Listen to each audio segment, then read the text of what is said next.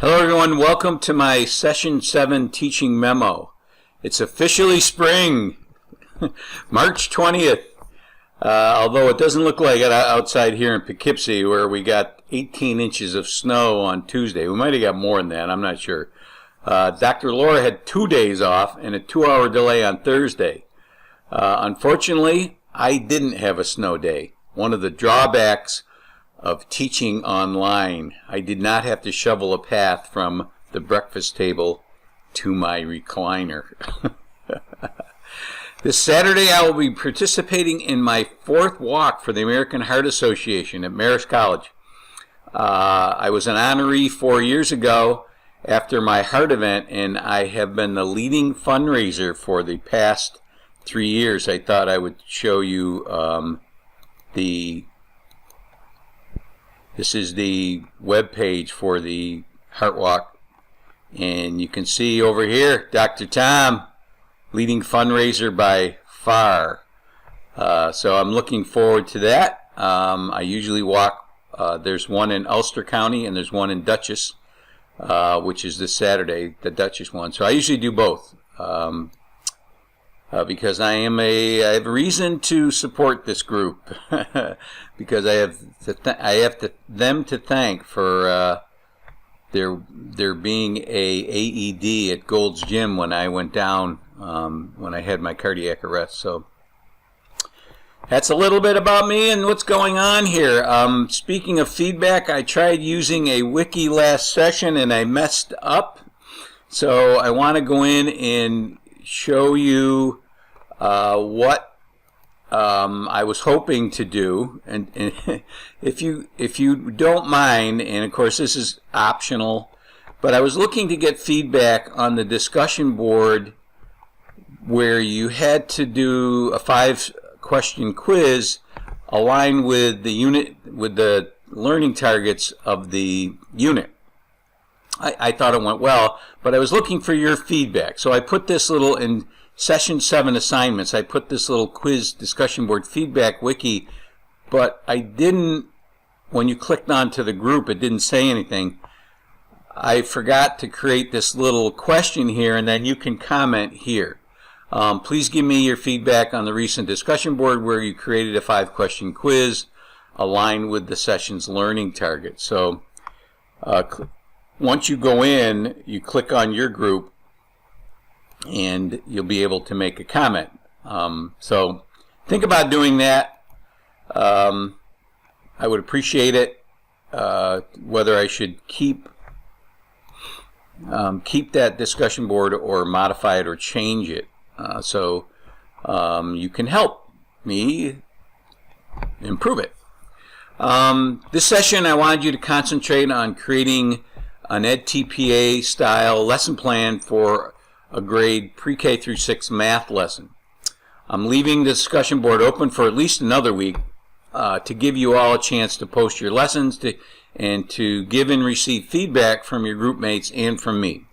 I've given feedback to one person so far, and it's a very time-consuming process, as you can see by the rubric. You know, I have to go through each section of your lesson plan, comparing it to the rubric. But I will be doing that this week. Hopefully I'll get to everybody.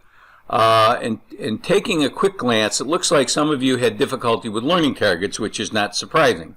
I've seen activities and verbs that are usually too general and vague. I gave a handout in additional resources, lesson plan resources, where there are verbs, and you can see below where I gave you the verbs, it says avoid these verbs, and like understand, and will be familiar with. Things of that nature are very vague. They're not specific and measurable. So use those action verbs to create your learning targets.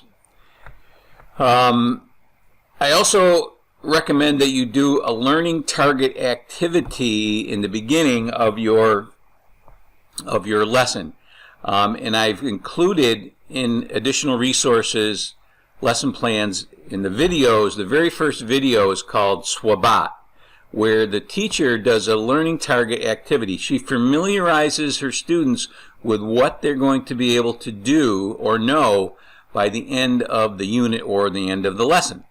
And that's very important, and that's very powerful, and it impresses the EdTPA evaluators. And it's also a good teaching strategy to get, and then have an activity midway where students say, okay, how are we doing here towards our goals? And then an activity at the end, and this is where you get the term student voice, is that they do a little self-evaluation to see how they did on these goals. So something to consider in your lesson plan. My comments will be geared towards the rubric, and if you don't get a lot of warm fuzzies from me, don't panic. If I think there are some good things in it, I will tell you. My goal is to get you to pass the EdTPA, or, this is a big or, to be knowledgeable enough to be a supervising teacher of the EdTPA. I had this discussion with my supervisors about should we let students who are already certified skip the EdTPA assignments? And I said, are you crazy? I said, those people are going to be the supervising teachers of our teachers, or other teachers from other schools. They need to be familiar with the EdTPA and what's expected. So I think I convinced them that everyone should be doing EdTPA assignments. So it's certainly not going to hurt. In this session, it'll be our next to the last math session, after which we'll end the course doing a science and the art of inquiry, inquiry-based learning. You'll continue revising your lesson plans in using my and your classmates' feedback. I will be working on your plans all week. In session 9, there will be another discussion board with different groups to which you will post your revised lesson plans and get. I won't give you feedback on the revised one, but your classmates, your new group mates will. So please nitpick them and make them more in line with the rubrics. Just giving platitudes feels good, but it doesn't lead to better lessons.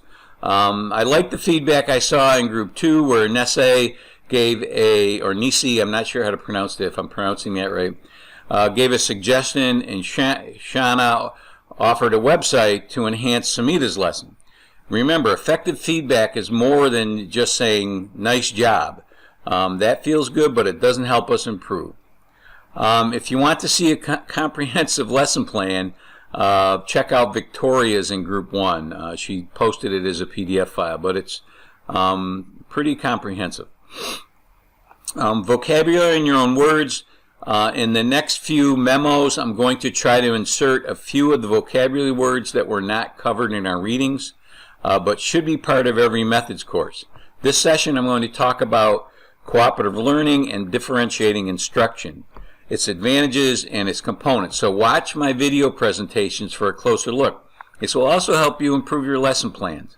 You're going to continue working on your lesson plan this session, and there's also a quiz on the reading.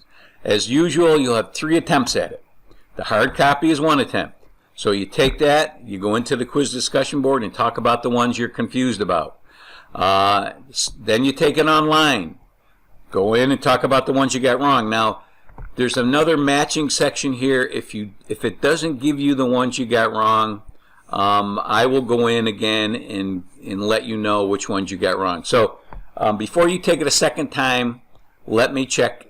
Let me go in and check. If you want to just take it twice, like most people have done, be my guest. I may be able to give you the ones you got wrong, and I'll post it in the quiz discussion board. So that's it for this week. I'll be back next Monday. Have a great week, and it's spring. Enjoy.